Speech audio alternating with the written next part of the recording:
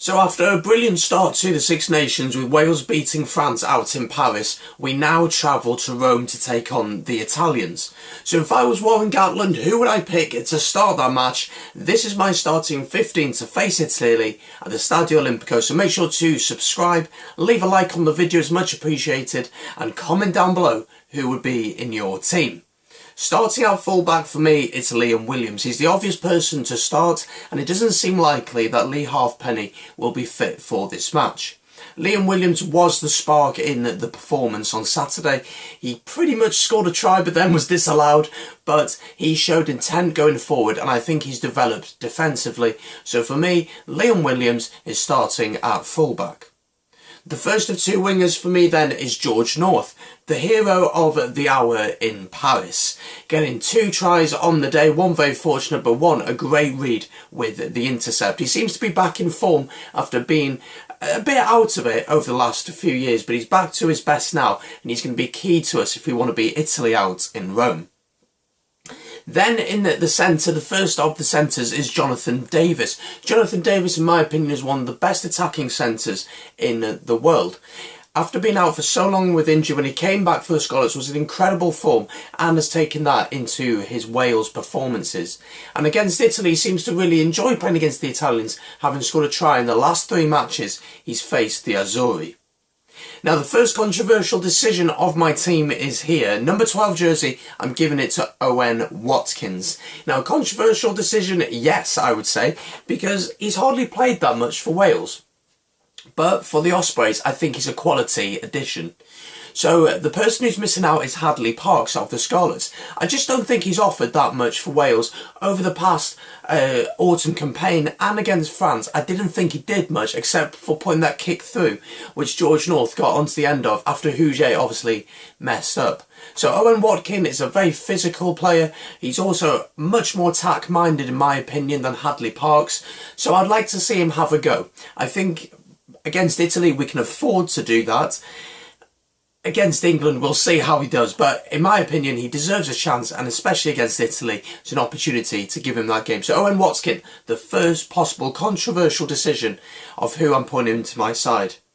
On the other wing then is Josh Adams. Josh Adams, of course, got the try assist for Tomos Williams, on Friday night. He's just a great player, attacking minded, but also puts in a shift defensively. He's really impressed me. Came into the team, not much known about him, and he's really performed and been one of the best performers for Wales over the last 6 months or so. Then we get to the big talking point. Anscombe on Friday, let's be honest, had a shocker. He had a really poor game, but also so did everyone else in that first half. But he seems to become the scapegoat, and I don't like that, and I don't think it's fair that so much criticism has been given to him. So that's why I'm sticking with him for this match.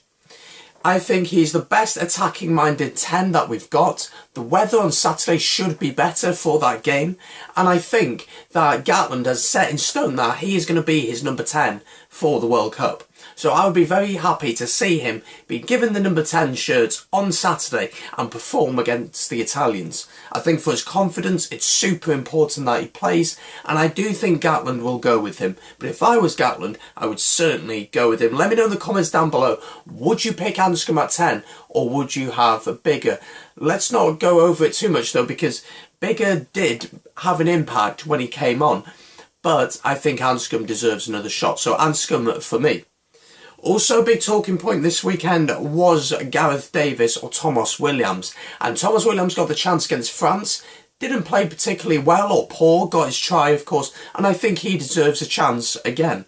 Attacking minded, much more quicker to get the ball out of the rucks, and I like that, so we get quick ball, and that is where we're good at.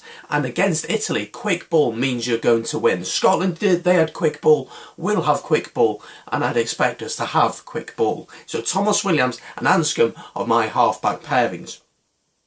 Going now to the forwards, in the number 8 jersey is Moriarty. There's no one really else out there who can challenge him in that position, because obviously Faletau is injured. So Moriarty gets number 8 shirt, very powerful. The Italians are strong physically at the set pieces, they'll be strong, so in the scrum he will be key for us. So Moriarty to get us over the gain line and to put in some big tackles. In the number 7 jersey then, it's Justin Tipuric. Who else really? He's had a fantastic year, 2 years really, with Wales. I'd like to see him in a more attacking role, hopefully, and the next player will hopefully allow him to do that. It seems over the past 6 months or so, he's really been stuck in this defensive role really for Wales, so hopefully he'll have a bit more of an attacking role. The man in the number 6 jersey, it was a tough call, but I've gone with Josh Navidi. Now, I was considering Aaron Wainwright, and I did want him to play against France, but Navidi put in such a shift against France, I think he deserves to play in this match. Out injured for so long, but come back into the fold and have such an impact. He's putting big hits in, turning the ball over, ripping the ball. Josh Navidi is into my team.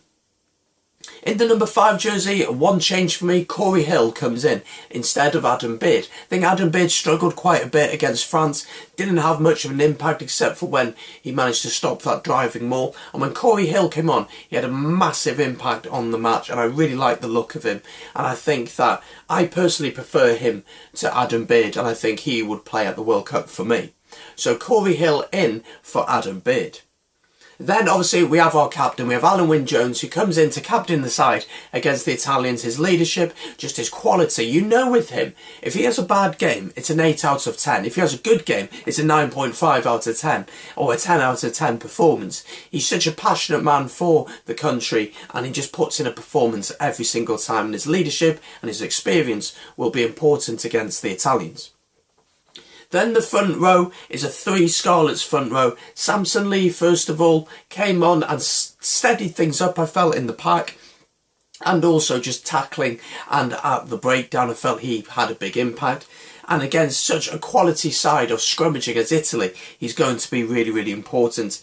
Ken Owens then at hooker had quite an off day, to be honest. Lots of line-outs thrown away or not straight and things like that. But again, his experience, his leadership qualities from being captain down at the Scarlets will be key.